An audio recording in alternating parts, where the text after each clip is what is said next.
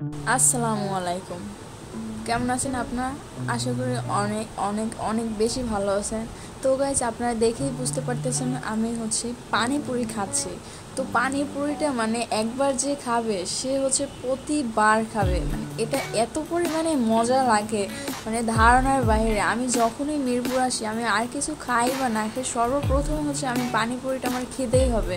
যখন মামায় ওই ফুচকাটার ভিতরে টকটা দেয়, তারপর আমরা মুখের ভিতরে যখন নিব, নিবার পর ঠাস করে ভেঙে যায়। উফ, ব্যাপারটা যা, পুরো টকটা পুরো মুখটাই মনোরম করে দেয়। এত পরিমাণে ভালো লাগে টকটা। বিশেষ করে এই টকটার জন্যই পানিপুরিটা বেশি ফেমাস।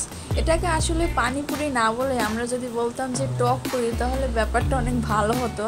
যাই হোক, তো পরে আমি খেলাম। আপুর জন্য বাসায় নিয়ে আসলাম, যে আপুর জন্য না, ইভেন আমরা সবাই খাবার জন্য আবার বাসায়। তো মামাকে বললাম, মামা কিছু পার্সেল করে দেন, আমরা বাসায় নিয়ে খাবো।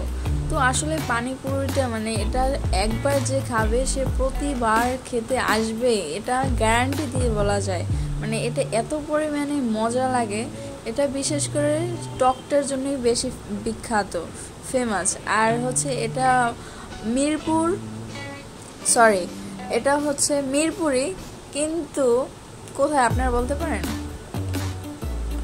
এটা আপনার মুক্ত বাংলার পিছনে।